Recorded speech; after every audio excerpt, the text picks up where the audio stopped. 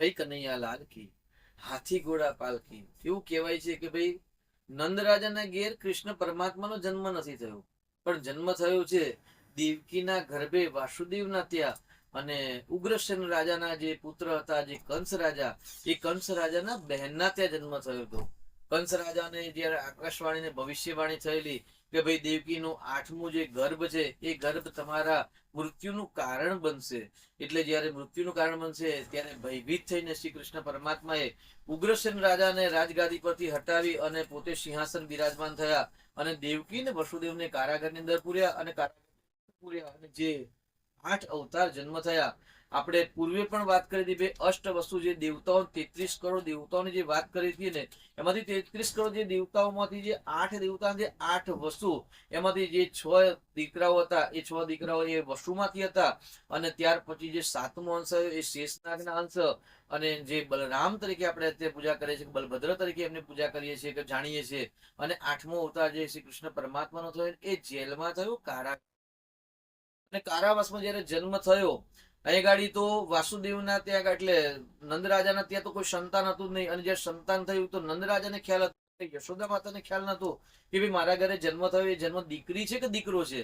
પરંતુ કુદરતી કારણ વસાત ત્યાં ગાડી યશોદા માતાને ત્યાં યોગ માયાએ જન્મ લીધો. અને અહીં ગાડી કારાવાસની અંદર શ્રી કૃષ્ણ પરમાત્માએ જન્મ લીધો. કેમ કે આપણે પહેલા જ વાત કરી કે ભાઈ મહેન્દ્રભાઈ જે આપણે પ્રશ્ન પૂછ્યો કે કયા દાનનો વિશેષ મહત્વ છે, ત્યારે કહ્યું આજે દાનનું નહીં પરંતુ આજે જપનું વિશેષ મહત્વ છે, તપસ્યાનું મહત્વ છે. કેમ કે આજની જે રાત્રિ છે એ મોહરાત્રિ કહેવાય છે.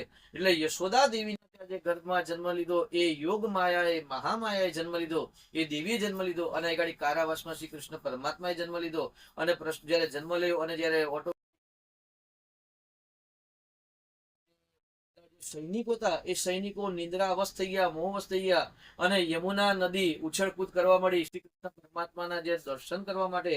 અને ટોપલીમાં બેસી અને વાસુદેવે શ્રી કૃષ્ણ પરમાત્માને ત્યાં આગળ નંદ બાબાના ઘેર ત્યાં આગળ લઈ ગયા.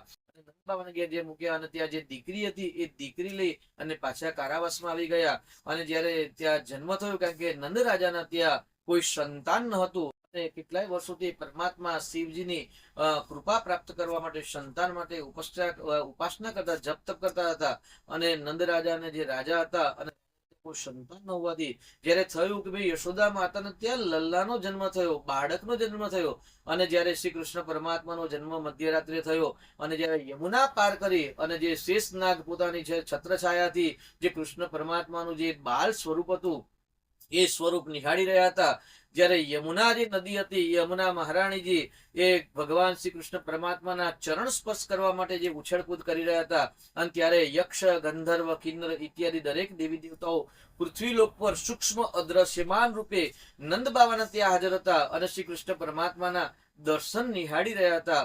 અને જયારે જે ઉર્જા ઉત્પન્ન થઈ, જે એનર્જી ઉત્પન્ન થઈ, આખી સૃષ્ટિની અંદર આનંદ ઉલ્લાસ, જે પણ સૂક્ષ્મ અસૂક્ષ્મ, 2 પગે 4 પગે ચાલવા વાળા, ગગન વિહાર કરનારા આદિ તમામ પશુ પક્ષી જીવ જંતુ જે પણ હતા પ્રાણી માત્ર જયારે આનંદ ઉલ્લાસ થવા મળ્યો ત્યારે નંદ બાબાના જે હતા ત્યાં આગળ એક ઉલ્લાસ થયો કે ભાઈ નંદ રાજાના ત્યાં જન્મ થયો, લલ્લાનો જન્મ થયો. અને એ ઉત્સવ મનાવવામાં આવ્યો એટલા માટે કે ભાઈ અષ્ટમીના દિવસે રાત્રે તો શ્રી કૃષ્ણ પરમાત્માનો જન્મ કારાવાસમાં થયો. પરંતુ જે આનંદની ઉલ્લાસ થઈ એ નવમીના દિવસે, એટલે નવમીના દિવસે પ્રાતકાલે જે આ ઉત્સવ મનાવે ભાઈ આપણે ગાડી યશોદા માતાને લલ્લાનો જન્મ થયો. અને લલ્લાનો જન્મ ત્યારે બધાએ જે ઉચ્ચારણ કર્યું, કેમ કે બધા જ જે ગોવાળિયાઓ હતા એ ગોવાળિયાઓ તો કોઈ મંત્રો જાણતા ન હતા પરમાત્માને, અને તો અજ્ઞાન હતા, મોહવશ હતા. એમને ખ્યાલ હતી શ્રી કૃષ્ણ પરમાત્મા સ્વયં છે.